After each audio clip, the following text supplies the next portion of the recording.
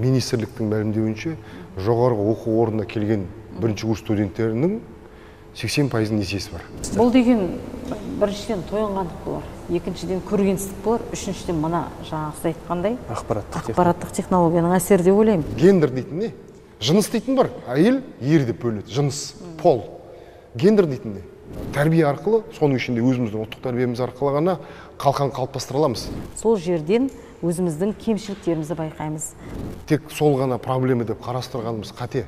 Қыз тәрбиесі төңірегінде осы қоғамда осы тұрғыда біз тәрбие мәселесін әлсіретіп алған жоқпыз ба? Қалай ойлайсыздар? Жастар пластилин сияқты ғой, қалай оны жасасақ солай болады. Оның жақсылығы да бар, игілігі де бар, зияны да бар. Ол жаңағыдай ақ пен қара қатар жүреді, бірге келеді ол.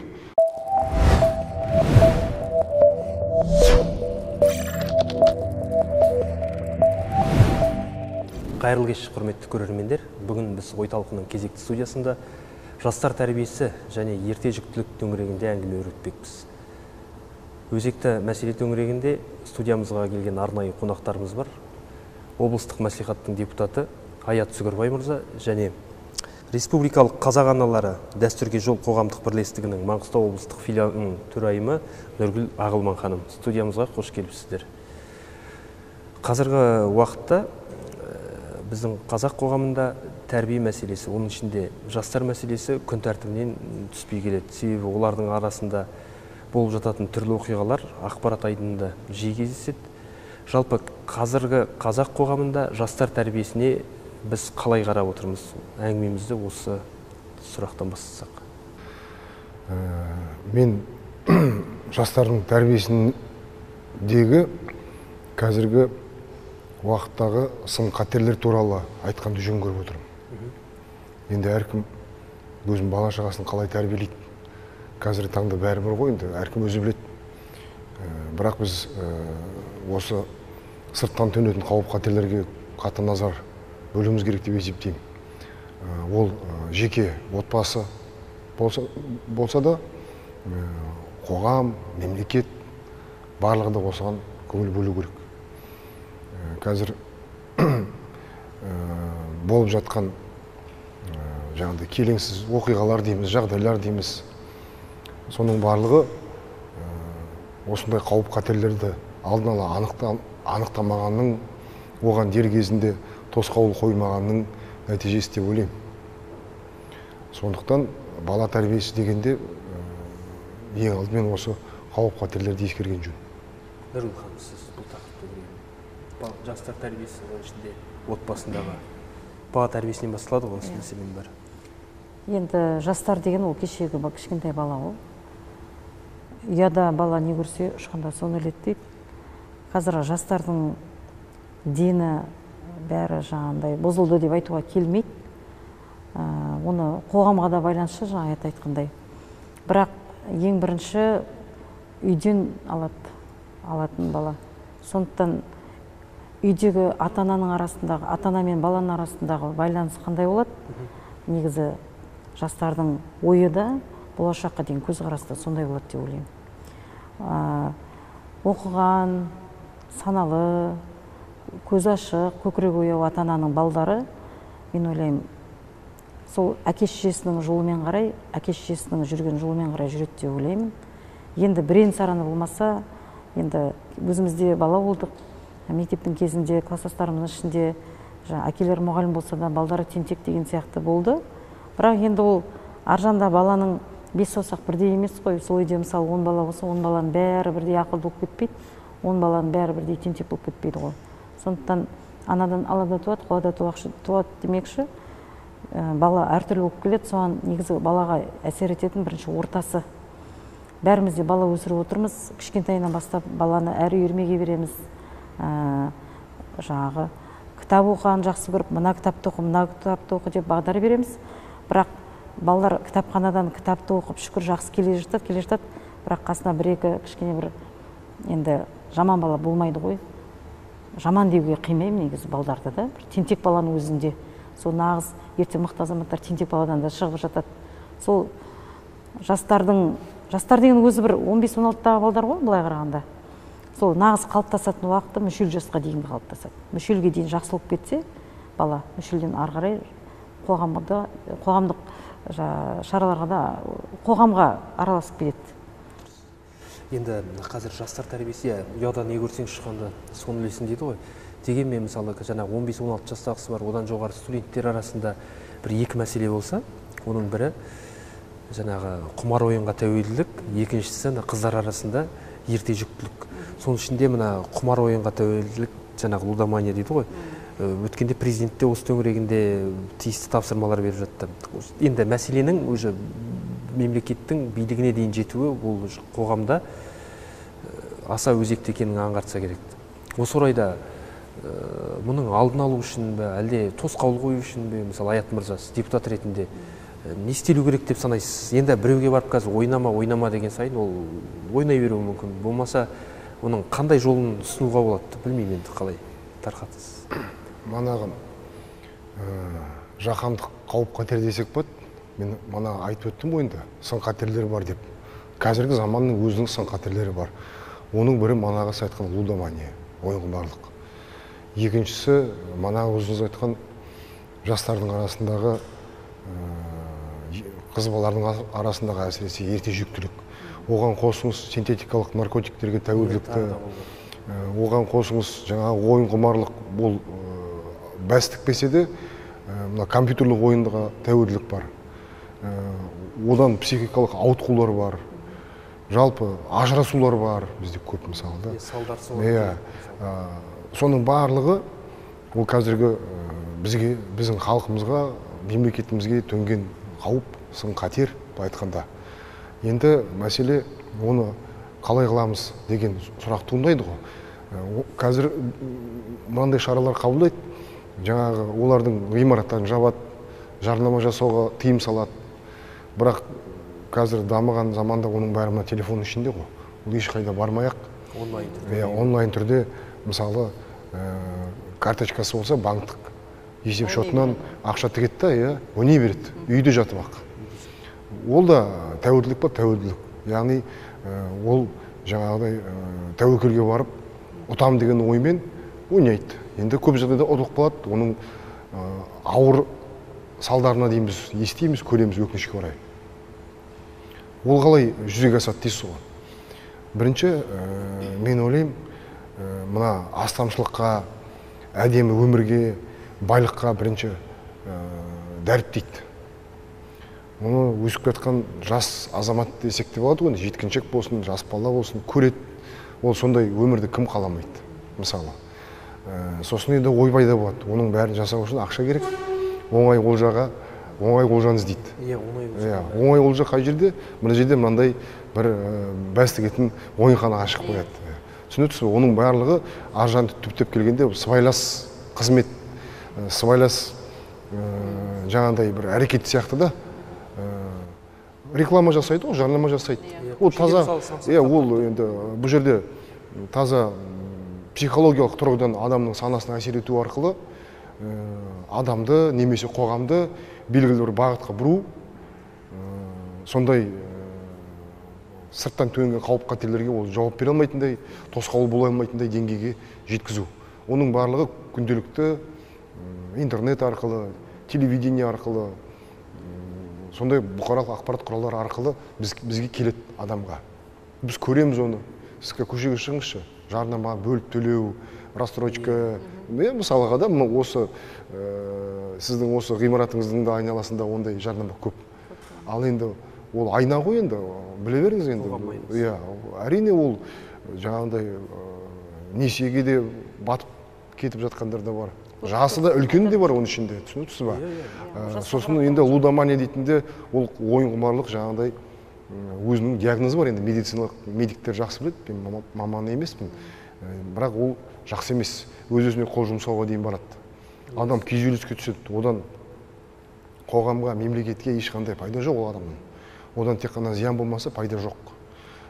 Ол өзінің қоғары басында пайдасы жоқ болып қалады. Ақыр соңында. Бұл айтқанда біздің адами капиталымыз әлсіреп, сапасы нашарлай береді. Сондықтан оны алдын алу үшін қазір таңда мемлекет тараптан бір шаралар қолға алып жатыр. Бірақ дегенмен де менің ойымша, мен жеке өзім субъективтік пікірім, ол шараларда уақытша ғана. Себебі бүгін ол қазір, мысалы айтайық, ойын.com деген сайтпен шыға ма, сіз оны бұғаттаңыз, ол ертең ойын.com деген сайтпен шығады. Оны бұғаттау, артына қуып жүру мүмкін емес. Бұл жаһандық процестердің өнімдері. Біз бұдан қашып құтыла алмаймыз ешқашанда. Есесіне біз өзіміздің жастарымыздың жаңағы үйдегі тәрбие арқылы, мектептегі, балабақшадағы, жалпы қоғамдағы тәрбие арқылы біз оған былай айтқанда қалқан қалыптастыруымыз керек. Оның санасын ана ойынхана жауламай тұрып, біздер жаулап алуымыз керек оның санасын. Түсінесіз бе? Яғни біздер мысалға айтайын, түсінікті болу үшін коронавирус кезінде бәрін екпе салдық қой. Сол сияқты мына жаһандық құбылыстарға, жаңағындай қиындықтарға төтеп бере алатындай, ол адамның былай айтқанда мәдени, идеологиялық, тіптен рухани оның вакцинасы болу керек, иммунитеті болу керек. То есть былай айтқанда ол ақ пен қараны, жақсы мен жаманды ажырата білетіндей деңгейде болу керек қой жастар.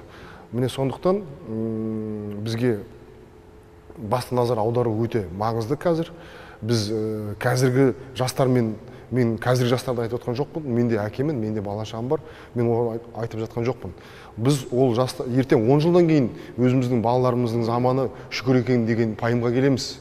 Себебі бұл одан сайын күрделеніп түсуі әбден ықтимал. Сондықтан біздер болашақты айтуымыз керек та, осындай үрдістер көбейе береді. Біздер тек қана сондай тәрбие арқылы, соның ішінде өзіміздің ұлттық тәрбиеміз арқылы ғана қалқан қалыптастыра аламыз.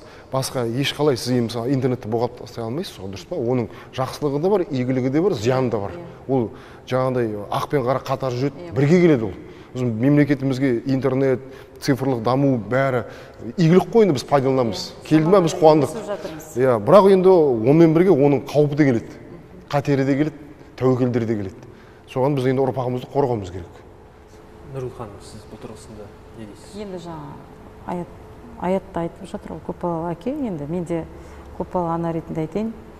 Ол негізі тәрбиенің бәрі бастауы тал бесіктен демекші, үйден басталады ғой.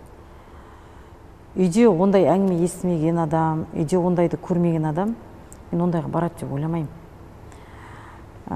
Енді өзімнің айналамда да, таныстарым арасында да, араласып үлкен кісілердің арасында да дәл сондай адамның балдары, жаңа сіз айтқан ойынға кіріп кетпеден естіген жоқпын.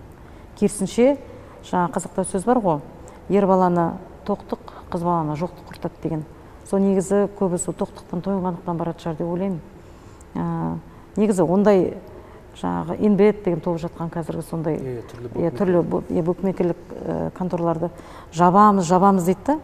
Жаңа оған заңда шығарады, жақ қарап отырсаң ол басқа жерден тағы да тағылып жұмыс жасап жатады.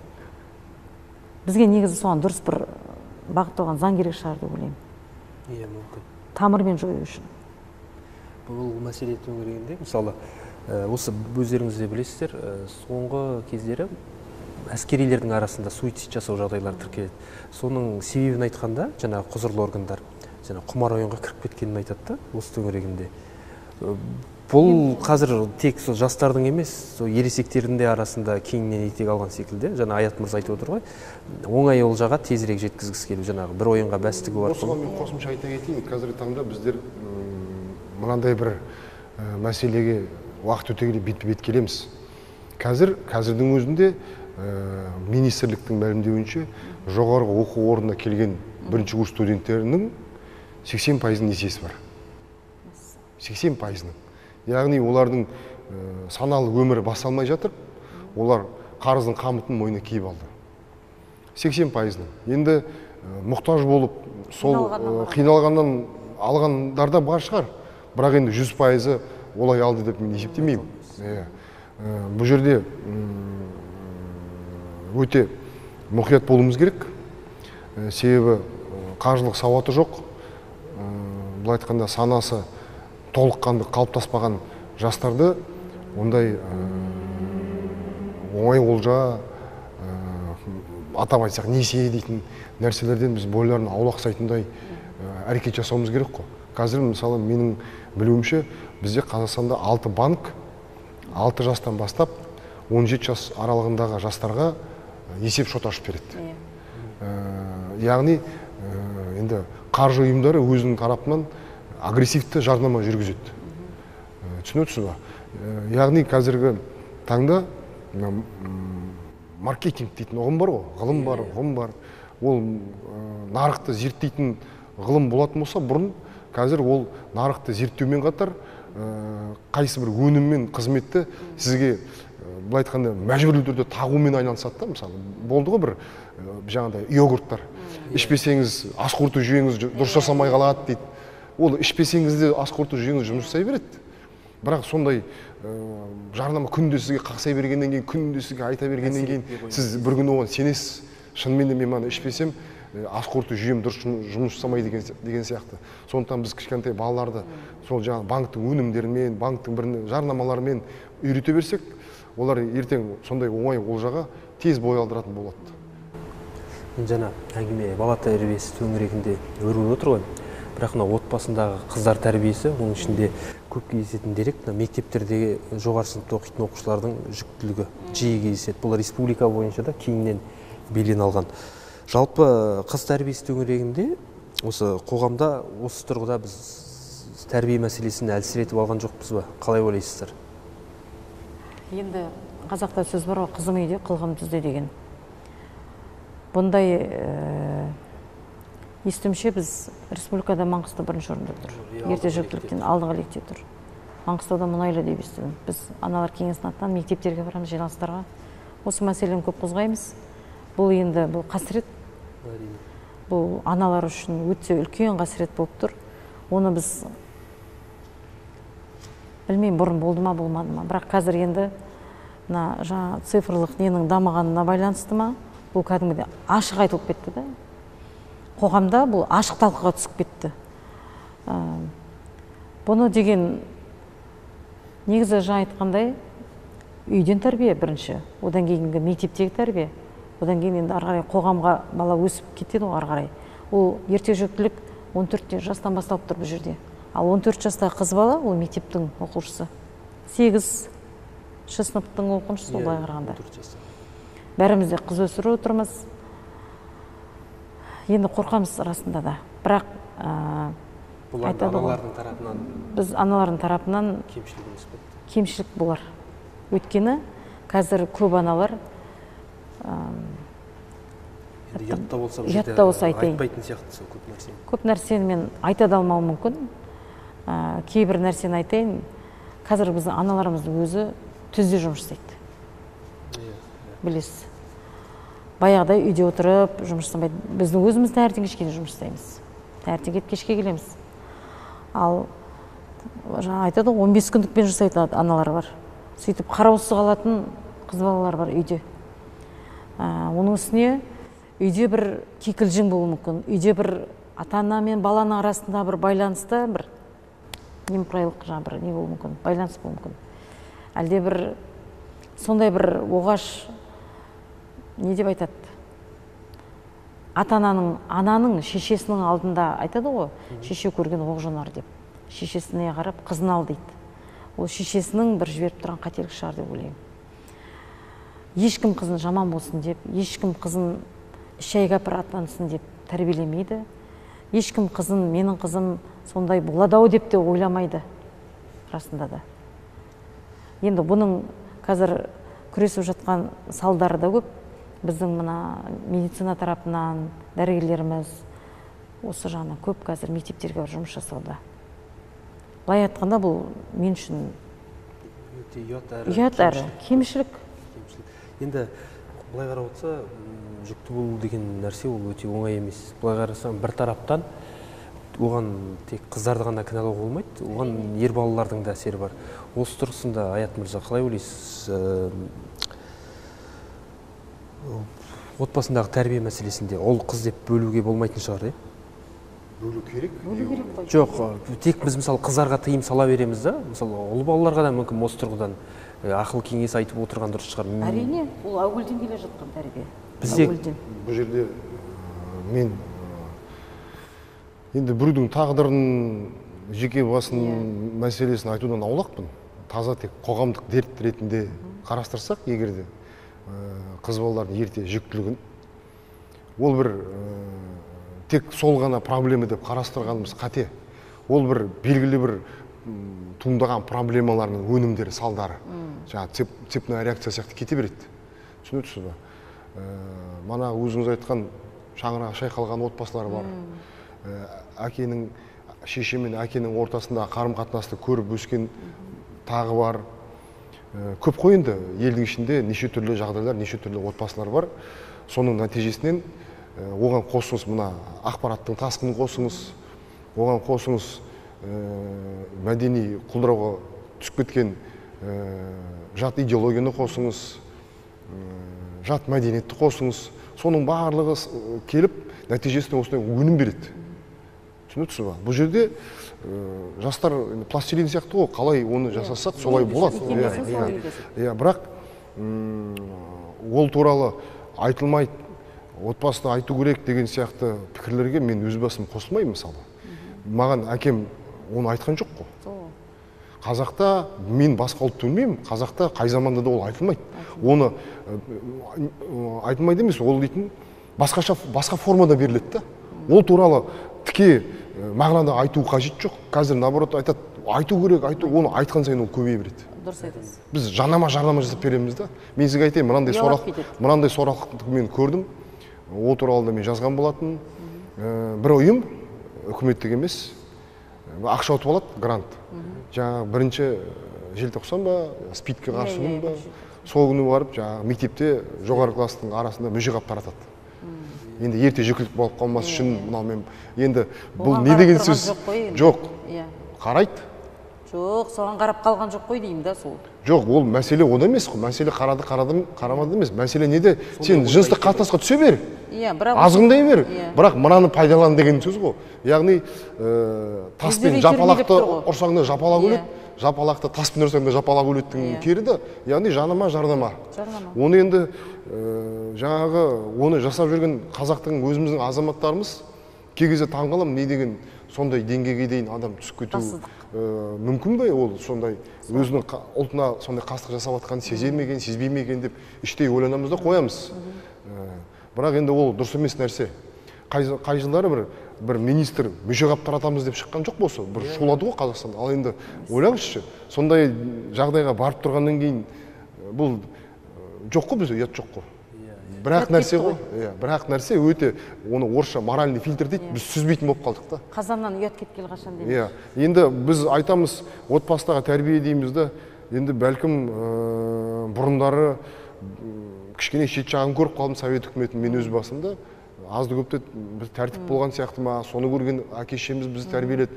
Ал енді сіз қазіргі жақын 10 жылдықтағы ұрпақты алыңыз, олар қазір ата-ана болды ғой.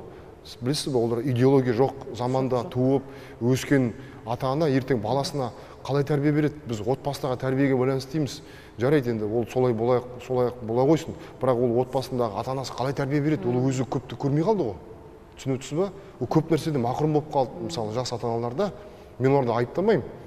Енді көрем де ондай жағдайларды. Ал ол қандай тәрбие береді? Олар жөнді тәрбие бере ме, бере алмай ма? Тағы екінші мәселе. Оған қоса мына ақпараттық технология күн санап дамып жатыр. Оған тосқауыл бере алмай қалып жатырмыз біз, мысалы да. Жаһандық процестерден ұтылып қалып жатырмыз біз. Түсініп тұрсыз ба? Біз қазір ұлт болып сақталғымыз келіп жанталасып жатырмыз ғой.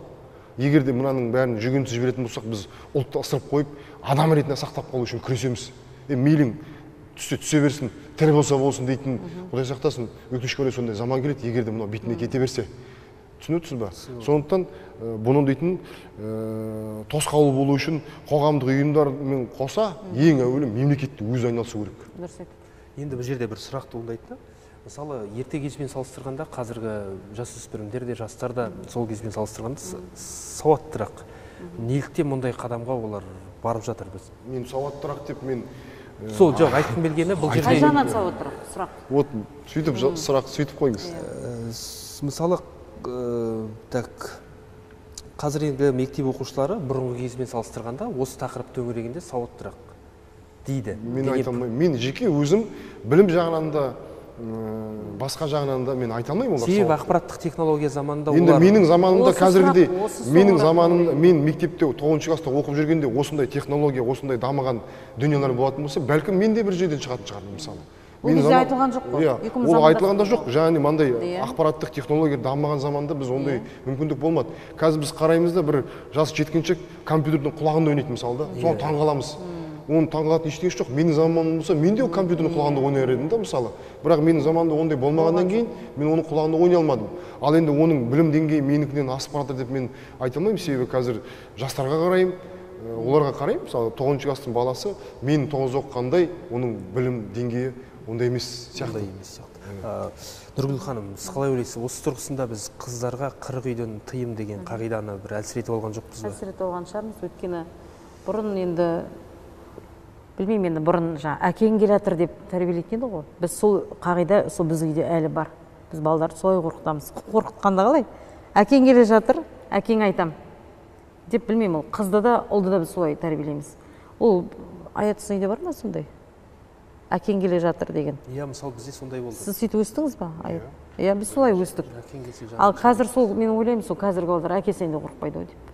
Өйткені үйде әйел адам мен ер адам рөл алмасып кеткен сияқты деп ойлаймын. Иә, ол баланс бұзылып кетті ғой қазір, және де оны бұзып та жатыр. Иә. Мысалы айтайын, мысалы гендерлік саясат дейтін мен өзім толыққанды түсіне алмаймын. Гендерлік саясат, гендер дейтін не? Жыныс дейтін бар, әйел ер деп бөлінеді, жыныс, пол. Гендер дейтін не?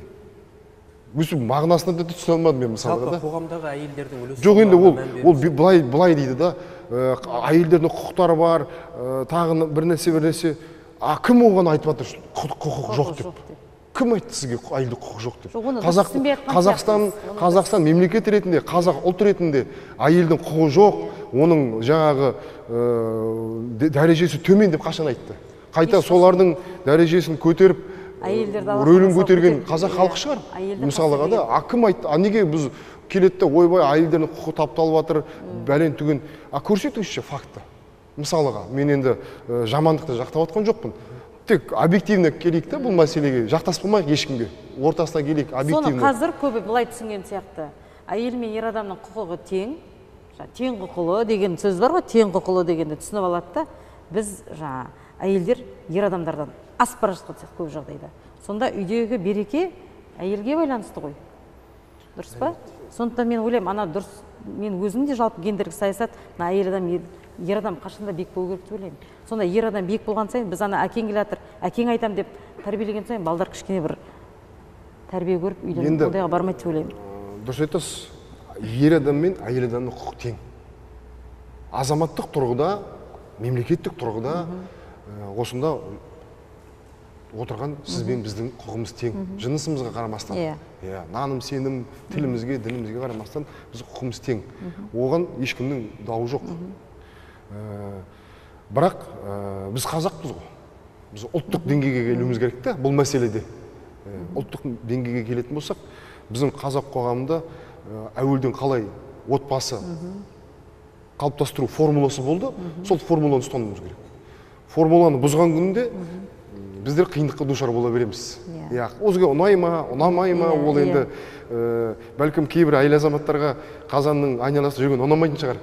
Бірақ енді ұнамаса да ол солай болу керек та. Енді ол қазанның басында жүреді дегенде күн түні жүрмейді ғой енді. Үлгеру керек те шығар. Үлгеру керек дегенді қосу керек. Әйелдің болмысына тән нәрсені жасау керек. Ер адам да өзінің отбасына жауапкершілікпен қарау керек. Манағы айтқан енді қоғамда түрі бар ғой енді. Ішімдікке салынады.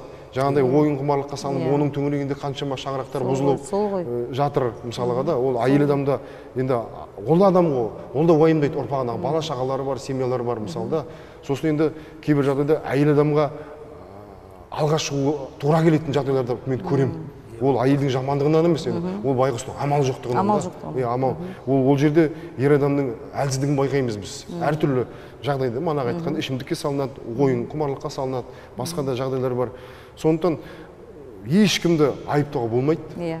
Ұзын сөздің қысқасы былай айтқанда, бұл жалпы қоғам болып, онымен күресуіміз керек, оны қоғам болып алдын алуымыз керек, қоғам болып соған біз бас ауыртуымыз керек та. Ол біздің азаматтарымыз ғой. Мысалы, көп нәрсені біздер үйде өзіміз тәрбиелей алмаймыз. Көп нәрсені мен сізге айтайын. Неге? Себебі мына технология бар ғой. Мен қазір балама бір нәрсе айтам. Ол үйдің табалдырығынан аттап кеткеннен кейін ол қоғаммен араласып кетеді. Түсінесіз, сонымен интегрировать етеді. Оның достары бар, жаңағы қолдыңда құрдасы бар деген, қасында досы бар, кластасы бар, басқа бар, жаңағыдай бір шараларға барады, мәдени көпшілік, ол жерде көреді. Мен енді оған барма, оны қарама деп мен қалай айтамын? Айта алмаймын. Сондықтан бір сөзіңіз өтсе, бір сөзіңіз өтпейді сіздің. Дұрыс айтты. Нұргүл ханым, жаңа сіз айтып отырсыз ғой, мектептерді аралап біз түрлі жиналыстар өткізіп жүрміз деп. Мысалы, жақында бізге редакцияға хат жолдаған бір оқырманымыз, енді әйел адам, бұрын мектептерде қыздар жиналыс өтуші еді. Қазір сондай дүниелердің қалыс қалуынан кейбір мәселелер кері әсерін беріп жатыр дегенді айтыпты. Осы тұрғыда сіздер қандай мәселелерді айтасыздар? Дұрыс айтасыз. Біз мектепте оқығанда әр аптаның жұма сайы ма, әр апта сайын бір бейсенбі күні бір күнді белгілейді, соған қыздар жиналысы болатын еді. Ұлдар жиналысы болады, қыздар жиналысы. Қыздар жиналысында біз не айтамыз? Қыздар жиналысында сынып жетекшімізбен бірге қыздардың арасында болатын әңгімені ғана айтамыз. Сол жерден өзіміздің кемшіліктерімізді байқаймыз.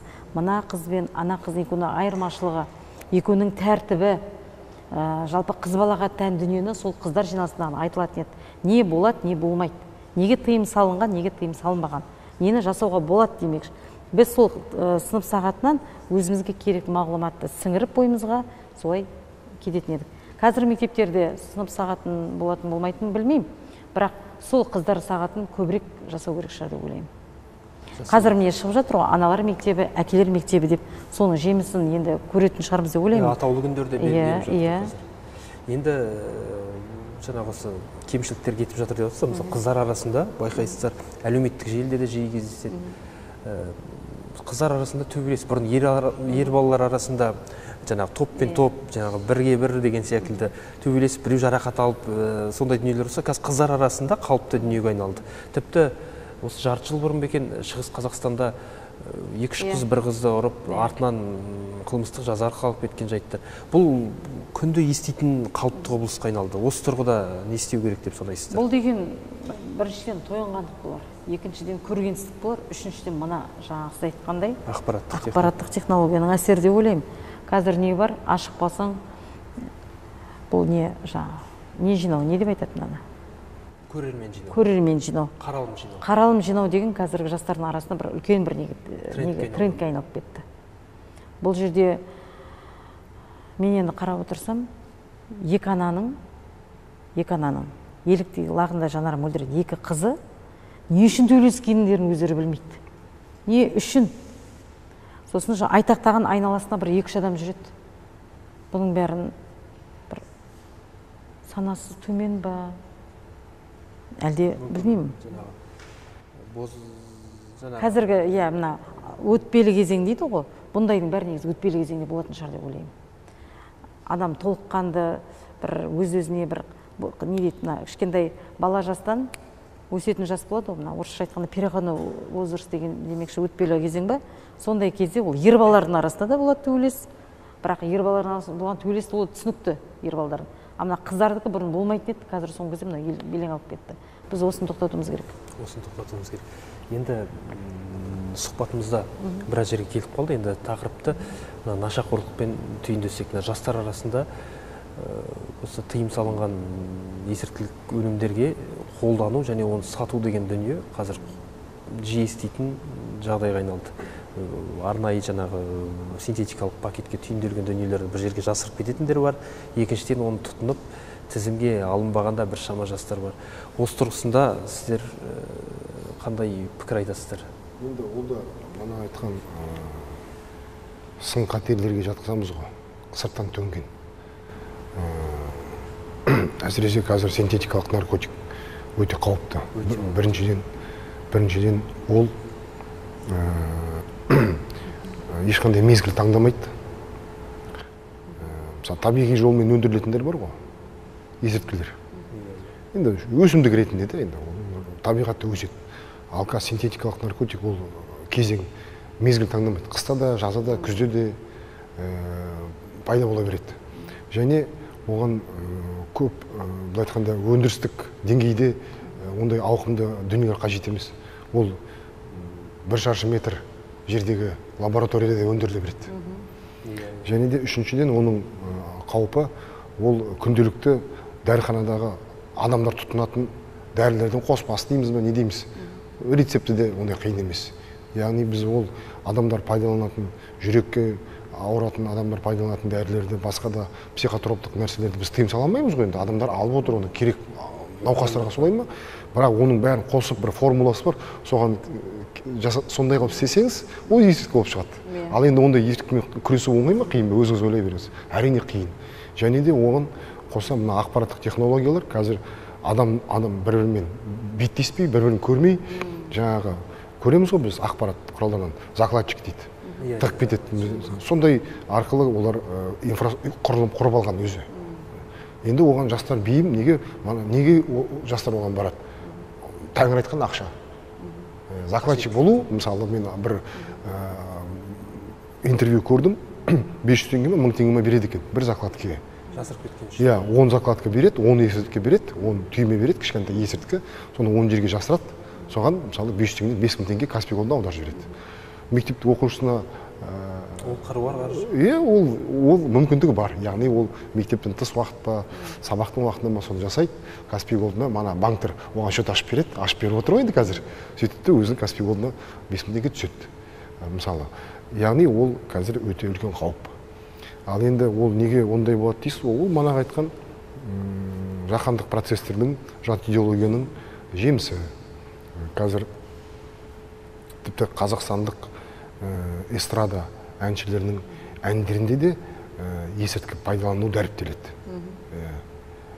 Түсінесіз ба?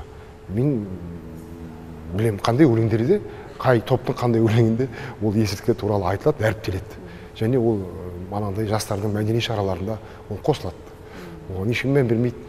Мән беретіндер де бар шығар енді, білмеймін. Бірақ сондай арқылы, кино арқылы, қазір байқайсыз ба, бірде-бір кино көрмейсіз кинотеатрдан. Темекі тартпайтын, арақ ішпейтін, есірткі пайдаланбайтын эпизоды жоқ, кино жоқ. Кең дәріптеп кетті. Ау? Кеңінен дәріптеп кетті. Кеңінен өтіп, адами қасиетті өтіп дәріптеп отқан жоқпыз біз. Адами қасиет дастарханның басында айтылады, 1 сағат. Сонымен сояқта қалады. Түсінесіз ба? Ал біз табалдырықты аттағаннан кейін, сондықтан өзіңнен баста дегенді мен түсінбеймін, мен қалай өзімнен бастаймын. Ол үшін мен орманда тұруым керек. Әйелім бар, бала-шағам бар, болды басқа ешкім жоқ. Сол кезде менің әмірім де, мен тәрбием де толыққанды жүреді. Ал енді сен қоғамда өмір сүріп жатсың, адамдардың арасында өмір сүріп жатсың, ол саған бір күн болмаса, бір күн әсер етеді. Түсінесіз ба? Ол біз енді қоғам болып өмір сүретін тірі жанбыз ғой. Біз бөлек-бөлек өмір сүрмейміз, ағайын туысқан болып, жаңағыдай ұжым болып, қоғам болып өмір сүреміз. Сондықтан біз бірімізге әсер етеміз. Біз бірімізге әсер етеміз. Абай айтады ғой, адам досын дінде деді. Дінінде дегенде таза дінді айтып тұрған жоқ. Жалпы соның тәртібі, мәдениеті қандай? Сіз 5 досыңызды маған таныстырыңызшы. Сол 5 досыңызбен сұхбаттасқаннан кейін мен сізді жобалап, сіз қандай екеніңізді айтамын деген сияқты ғой. Түсінесіз ба? Неге олай? Себебі біз бірімізге әсер етеміз. Өйстіп отыра берсек, шамалдан кейін біріміз сияқты бүйтіп отырамын. Мен бүйтіп отырсам, шамалдан кейін сіз де отырасыз, сіз де отырасыз. Ол таза психология мысалы. Сондықтан ондай өнім шығаратындар, ондай дүниені жасайтындар, олар әбден адамның мінез құлқын, психологиясын жақсы біледі және сонымен манипулировать етеді ғой. Нұргүл ханым, сіз не қосасыз бұл туралы? Мен бұл туралы ештеңе айтпай келмейді. Өте мен үшін андай тақырып.